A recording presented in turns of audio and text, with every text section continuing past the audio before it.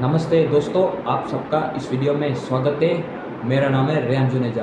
दोस्तों, इस वीडियो में पूरा डिटेल में जानेंगे कि पूरा अप्रैल महीना किस प्रकार का रहने वाला है, यानी कि तेज़ आंधी, बारिश और ओलावृष्टि, तेज़ हवाएं, बिजली की गरज चमक। और साथ में इस वीडियो में ये भी बताएंगे कि 2024 में अरब सागर और बंगाल की खाड़ी में तूफान कब बनेंगे। ये डबल अंदाज़ा इस वीडियो में बताएंगे। जो पिछले 2 दिनों से मैं चर्चा करता आया हूँ कि 1 अप्रैल को शाम को ये वीडियो में चर्चा होगी कि पूरा अप्रैल कैसा रहेगा, किस इलाके में कितनी बारिश होगी और किस इलाके में टेम्परेचर ज़्यादा रहेंगे, कहाँ पे टेम्परेचर जो है रिकॉर्ड हो सकते हैं। आइए इस वीडियो में जानते हैं और थोड़ा सा बाद में साइक्लोन के बारे में भी डिस्कस इस वीडियो में करेंगे। तो उससे पहले मैं आपको निवेदन करूँगा कि अगर आपको ये चैनल अच्छी लगे तो इस चैनल को सब्सक्राइब करें और वीडियो को भी लाइक करें। आइए दोस्तों आगे बढ़ते हैं। पहले टेम्परेचर के बारे में बात कर लेते हैं। तो इस साल अप्रैल में टेम्परेचर रिकॉर्ड तोड़ सकते हैं कई सालों का। जी हाँ दोस्तों, ये बात सही है, क्योंकि उत्तर से लेकर मध्य भारत और उत्तर पश्चिम भारत से लेकर साउथ तक टेम्परेचर बहुत ज़्यादा रिकॉर्ड किए जा सकते हैं। और अप्रैल के एंड में मेरा अनुमान है कि ये 45 डिग्री से भी ज़्यादा टेम्परेचर, 46-47 डिग्री तक टेम्परेचर मेरे हिसाब से पहुंचने की संभावना उत्तर पश्चिम भारत में नजर आ रही है, जिससे कि पश्चिमी राजस्थान से लेकर गुजरात तक ये टेम्परेचर इतने ज़्यादा पहुंच सकते हैं। ये पॉसिबल है।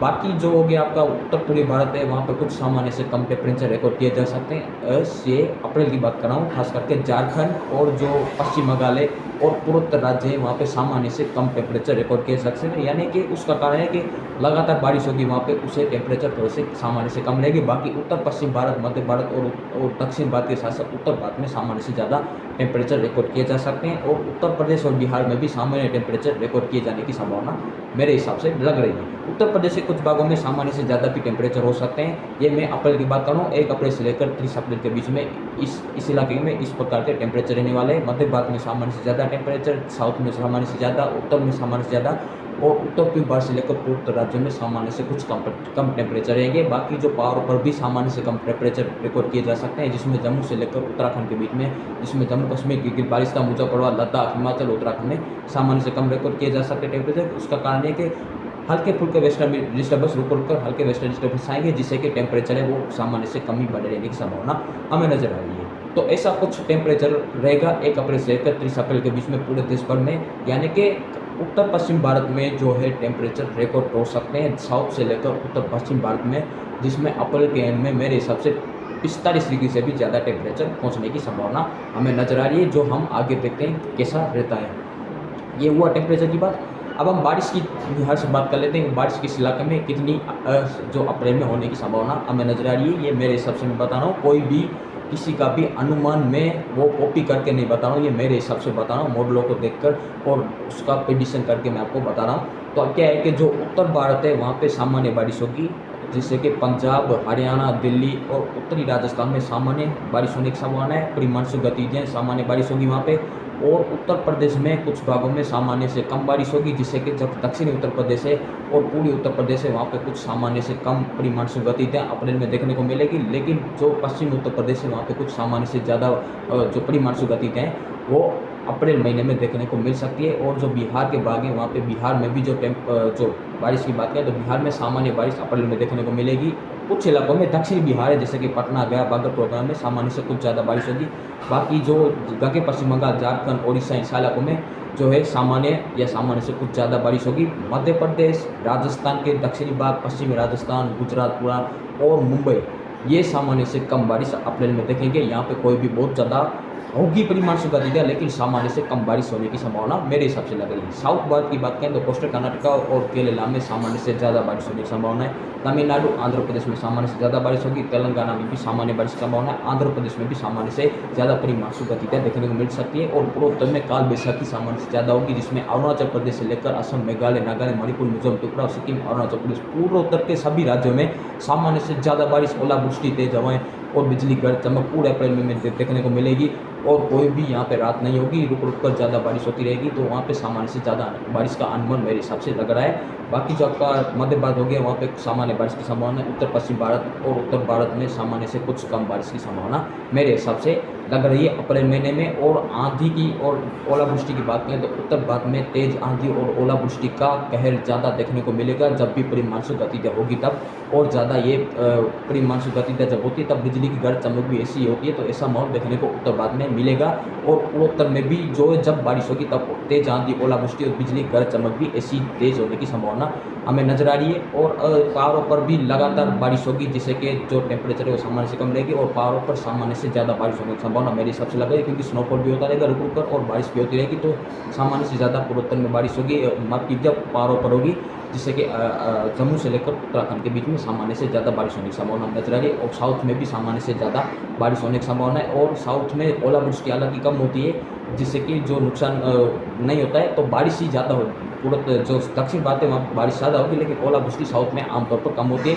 लेकिन पूर्वोत्तर, दक्षिण भारत और पहाड़ों पर सामान्य से ज़्यादा बारिश, मध्य भारत, उत्तर पश्चिम भारत और उत्तर भारत में सामान्य बारिश, उत्तर पश्चिम भारत और जो पश्चिम मध्य प्रदेश, महाराष्ट्र के कुछ भाग वहाँ पे सामान्य से कम बारिश, यानी कि पश्चिम भारत, उत्तर पश्चिम भारत में सामान्य से कम बारिश होने की संभावना अप्रैल महीने में हमें नजर आ रही है। तो ये रहा अप्रैल महीने का पूरा फोरकास्ट भी मैं आपको विस्तार से बताया कि किस इलाके में टेम्परेचर, बारिश कैसी होगी। और मैं आपको बता दूं कि बिहार, झारखंड, गंगे पश्चिम बंगाल और ओडिशा में जो काल बैसाखी होती है वहाँ पे इसलिए सामान्य से ज़्यादा बारिश मैंने बताई है। बिहार, झारखंड, गंगे पश्चिम बंगाल, फिर से मैं आपको कह रहा हूँ कि इन सारे इलाकों में ज़्यादा बारिश होगी। नाम सुन लीजिएगा, झारखंड, गंगे पश्चिम बंगाल, बिहार, ओडिशा और छत्तीसगढ़ के दक्षिणी इलाकों में सामान्य से ज़्यादा बारिश होने की संभावना लग रही है। पूर्वोत्तर में भी सामान्य से ज़्यादा बारिश होगी। तो ये रहा अप्रैल का आपके लिए फोरकास्ट।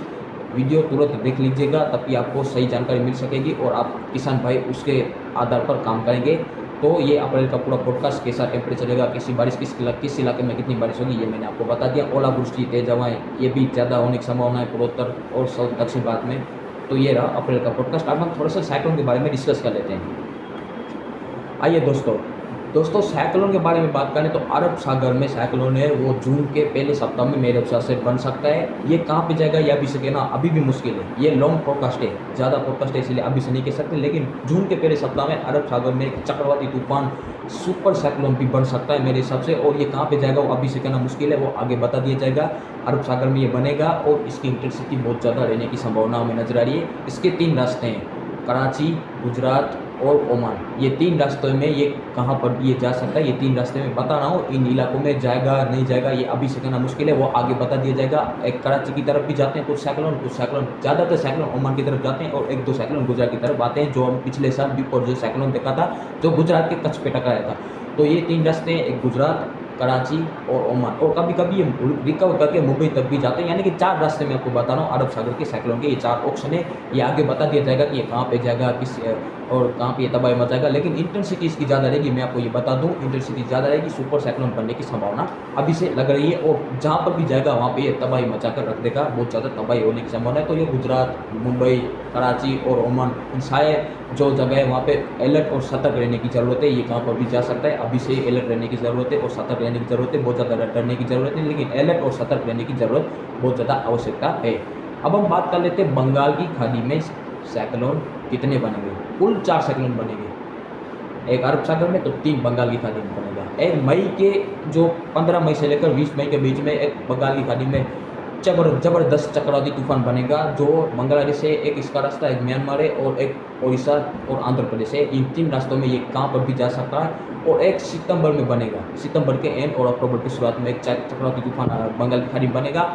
और एक 2 साइक्लोन है वो अप्रैल के एंड में बनने की संभावना है और एक मई के एंड में, एक अप्रैल के एंड में और एक मई के एंड में बंगाल की खाड़ी में बनने की संभावना है। इसमें 4-5 दिन का फेरबदल होने की संभावना है और बहुत ज़्यादा फेरबदल नहीं होगा, मेरे हिसाब से ऐसा लग रहा है। अब हम आगे देखते हैं, ये लॉन्ग फोरकास्ट है।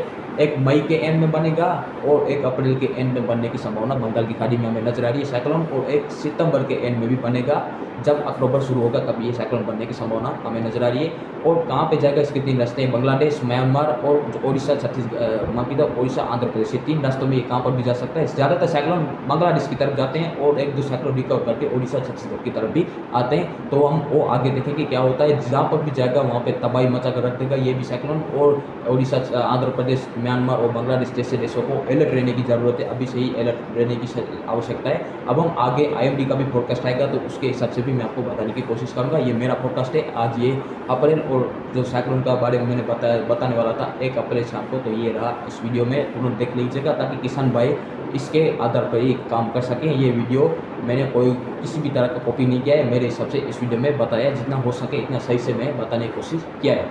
फिलहाल तक इस वीडियो में इतना ही। कल से फिर से देश भर के मौसम पूर्वानुमान में हम मिलेंगे। फिलहाल तक इस वीडियो में इतना ही। धन्यवाद।